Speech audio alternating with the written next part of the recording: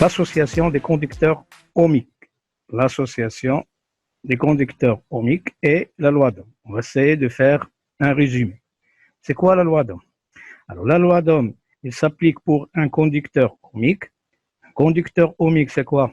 C'est un dipôle qu'on le note comme ça, avec un R à l'intérieur, et pour lequel on utilise ce qu'on appelle la notion de récepteur, la convention récepteur. C'est quoi la convention récepteur?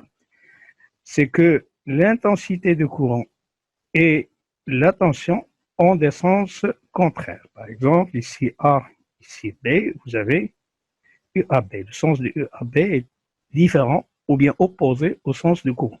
Alors la loi d'Ohm pour un conducteur ohmique ou bien pour un résistor ou bien pour une résistance, U est égal à RI ou bien I est égal à G fois U. Avec R, ce qu'on appelle la résistance et son unité, c'est le ohm.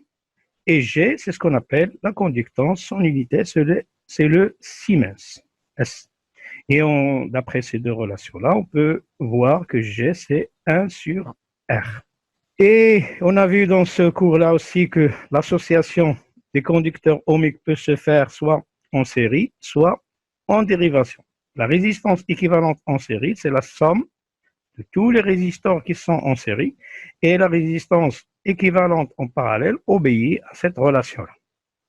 Alors, ça, c'est ce qu'on a vu dans le cours. Aujourd'hui, on va essayer de faire quelques exercices pour comprendre ceci. Alors, on va commencer par l'exercice numéro 1. Alors, l'exercice numéro 1, le voici.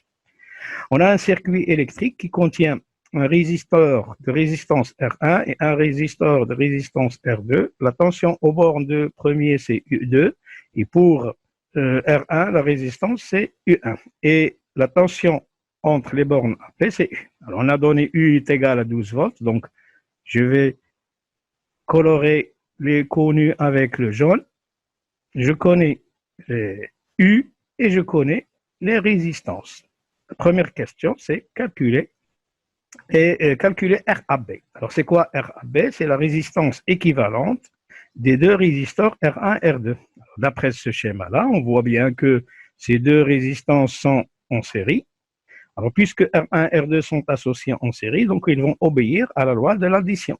Ça veut dire que la résistance équivalente RAB est égale à R1 plus R2.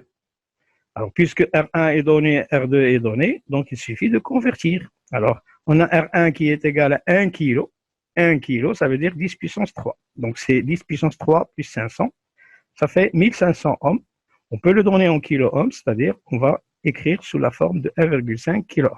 Donc, la réponse à cette question-là, qui est calculer RAB, c'est quoi? C'est RAB est égal à soit 1500 ohms, soit 1,5 ohms. La deuxième question, c'est déterminer I. I, ça veut dire cette intensité-là. Alors, pour déterminer cette intensité-là, il suffit de remplacer ce circuit-là par le circuit équivalent. C'est quoi le circuit équivalent? Tout ce circuit-là devient comme celui-là. Donc, le A, il reste à sa place, le B, il reste à sa place, mais à la place de R1 et R2, on va faire RAP. Et on voit bien, d'après le sens donné pour I, ça c'est I, et ça c'est U. C'est quoi U? Donc, on va appliquer ce qu'on appelle la loi d'Ohm. D'après la loi d'Ohm, on a UAB est égal à RAB fois I, et nous, on veut déterminer I. Donc, on va aller à I. نعم كتسمعنيش de toute façon هادشي راه غنسجلوه وغادي ندوزو لكم غير تابع معنا هذه لا لوا دوم جو لابليك على هذا لو كور هذا لوا دوم جو لابليك sur ce corps là d'accord ici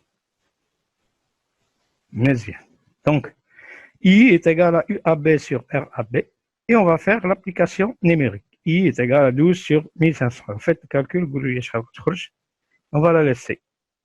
Alors, on dose la question 3, calculer U1 et U2.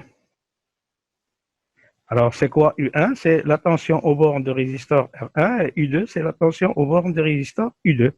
Alors, pour calculer U1 et U2, ici, on connaît que I, l'intensité qui circule ici est la même qui traverse R1, qui traverse R2. Donc, on peut appliquer directement la loi d'Ohm pour chacun. Alors, pour le premier, U1 est égal à R1 fois I et U2 est égal à R2 fois I. Ça veut dire que U1 est égal à 1000 fois 12 sur 1500 qui est I. Et l'autre, c'est la même chose, 12 fois sur 1500. Vous calculez ça et vous avez la réponse. Et on va passer à l'exercice qui est exercice 2.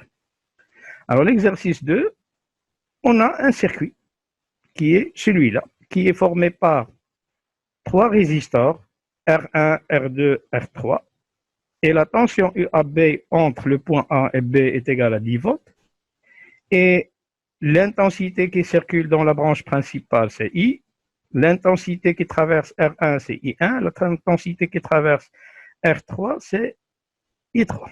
Première question, de ce circuit-là, quelle est la valeur de la résistance équivalente REF? C'est quoi REF? C'est la résistance de ces deux résistors. On constate que la réponse, c'est quoi?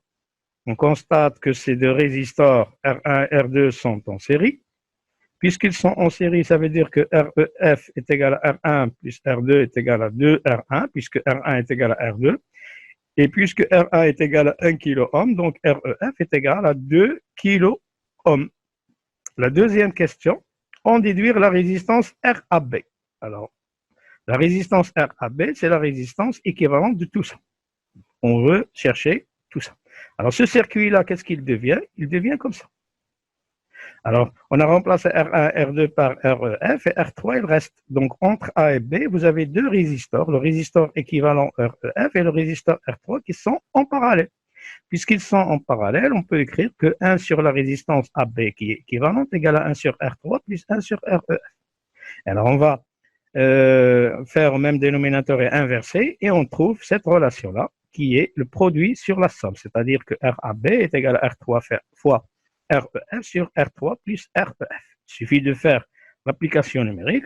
R3 est égal à 1, REF est égal à 2. On fait l'application numérique, on trouve cette valeur-là. Oui, vous avez compris, très bien.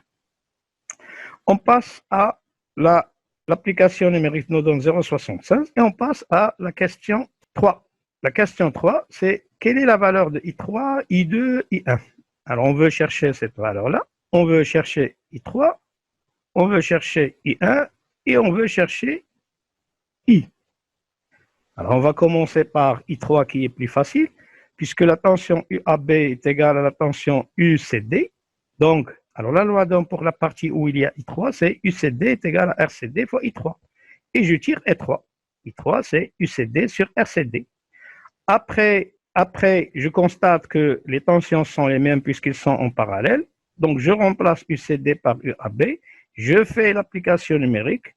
UCD, c'est 10 volts et RCD, c'est 1 kg. Je le convertis en ohms, ça donne 10 sur 10,3. Ça veut dire 10 moins 2. Donc, je trouve I3. Alors, je vais changer de couleur pour déterminer l'autre, RUF. Alors, entre E et F, vous avez UEF est égal à REF fois I1. Donc, I1 est égal à UEF sur REF. On remplace et on trouve 5 10 puissance moins 3. Et pour déterminer I, ici, il suffit de faire ce qu'on appelle la loi des nœuds. L'intensité entrante dans le nœud est égale à la somme des intensités qui sortent de même nœud, c'est-à-dire, dans ce cas-là, d'après la loi de nœud, I est égal à I1 plus I2, on a les valeurs de I1 et I2, et on tire et on trouve 10 puissance moins 2 plus 5, 10 moins 3, ça fait 1,5 10 puissance moins 2 ampères. Dernière question, calculer U2 et U1. U2, c'est la tension aux bornes de R2, U1, c'est la tension aux bornes de U1. Pour le déterminer, il suffit d'appliquer, on connaît tout, il suffit d'appliquer la loi d'Ohm. Alors, U1 est égal à R1 fois I1, et U2 est égal à R2 fois U2. Et puisque R1, R2, I1, I2 sont les mêmes, donc on peut dire que U1 est égal à U2 est égal à R1 fois I. U1 est égal à U2 est égal à R1 et 1. On a déjà vu que R1 est égal à 1 kg, ça veut dire 10,3 ohms, et I1 est égal à 5 milliampères, c'est-à-dire 5 10 moins 3. Alors, on constate que 10 moins 3, il va partir et il reste U1 est égal à U2 est égal à 5 volts.